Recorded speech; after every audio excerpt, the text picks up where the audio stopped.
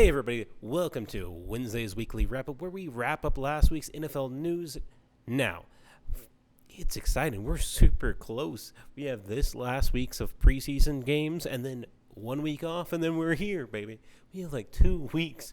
2 weeks until we get into the NFL season, and I'm just so excited it's here. And it's going to go by like a flash, so just take your time. Be patient with this. Just enjoy the season while we're here.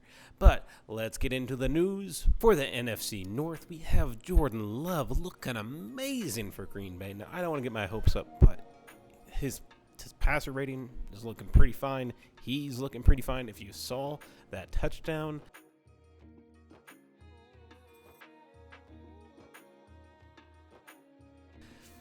you look pretty great. Look pretty fantastic. Again, we need to temper expectations. This is still the preseason. We still have one more preseason game, and we still have the whole season to get through.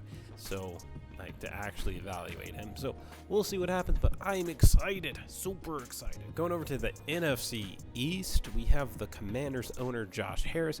He had 2 things this week, which is awesome. First thing, not too big of news because we all expected it, but he did say that they are looking for a new home to get out of FedEx Field. So I went to a game last year, and it was all right. I don't think it was that bad, but I know historically it's not been that great. There's been the sewer line issues. There's been the rail issues with Jalen Hurts. So getting out of that stadium is a good thing. New stadium's cool. It's going to be sweet. I'm excited for it whenever that happens. But he was also in the news for this awkward handshake. We gotta get preseason, but we still like to win. Yeah, I mean, you're no stranger.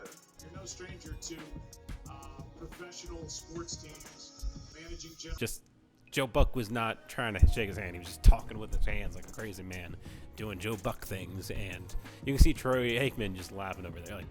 I had to add that because it's pretty funny. It's making its rounds, and I hope you enjoyed it. Going down south to the NFC South, we have Miles Sanders, running back for the Panthers. He says he will be ready at week 1, and I don't know if this is going to happen or not, but I'm excited to see him back on the field.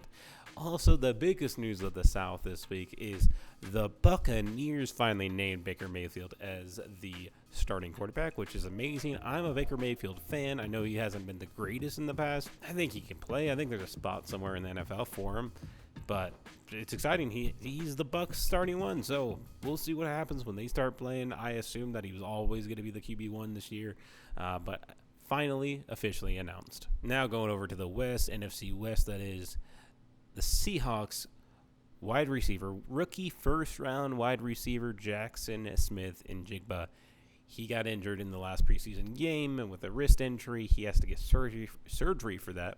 And because of that, he is probably going to miss out for 3 to 4 games, which sucks because it's his rookie year. He's a first-round pick. He's a wide receiver, all the things. And he's injured right now, and he got injured in the preseason.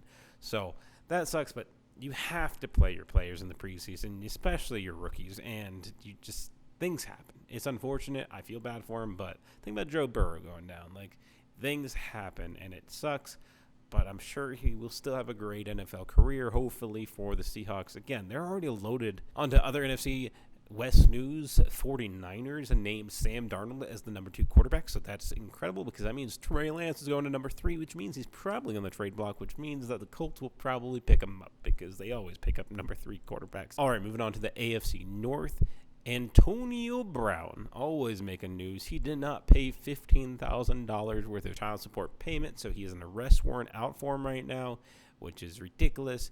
He owes $15,000, which is a lot of money. So I understand why there's an arrest warrant, but this really isn't that big of news. But the North has nothing really going on. Zay Flowers looking good for the Ravens, but other than that, talking about nothing really going on, the AFC East is looking just so boring. It's just a boring division right now. I can't wait till the season starts because they're going to be an interesting division. The Patriots and the Packers ended their preseason game early with 10 minutes left on the clock in the fourth quarter, and the reason for that is Isaiah Bolden. He went ahead and got injured. The cornerback for the Patriots got injured on a play, got knocked out, and they were like, hey, let's agree to stop this game. So preseason doesn't really matter too much, but they did go ahead and score in the game. He is alert, ready, and I don't know if he's going to be playing this week, but he is not dead, so that's a great thing. going back down to the south, but really the north. And I don't know why the Colts are in the south, but Indianapolis Colts has two major news stories. First, Jim Irsay, the owner of the Colts, beloved whale, unfortunately died in captivity down in Florida. And so RIP to that whale. He's older than I was. So again, RIP to that man, whale. And so Jim Irsay was going to go ahead and bring that whale, put him into an airplane, and fly him to the Pacific Ocean so he could meet his mom. Potentially meet his mom, but like that's a lot of money that he was going to do for this random whale. I don't know. It's rich people things, you know. Rich people things just do rich people things. Rich people do rich people things. Yeah. Also down in the south, I mean the north, because again the Colts, Jonathan Taylor is finally allowed to look for trades for himself. The Colts apparently want at least a first round pick, so it shouldn't be too hard to get for Jonathan Taylor, but who knows who will trade for him.